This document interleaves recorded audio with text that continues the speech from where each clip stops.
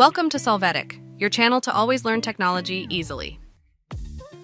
Below in the description, you will find useful links we used in this video.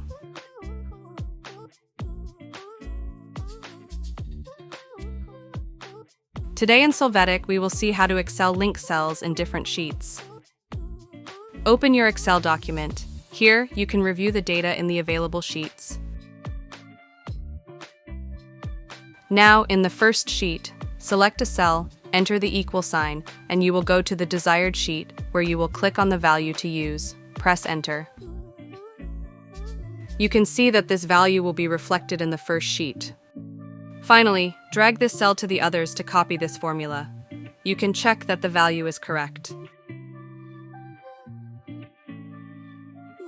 Hey, remember to subscribe Solvetic channel.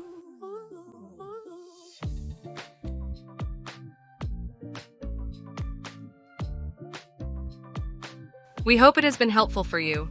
Here are links to watch more videos of your interest and subscribe to the Solvetic channel. Thank you.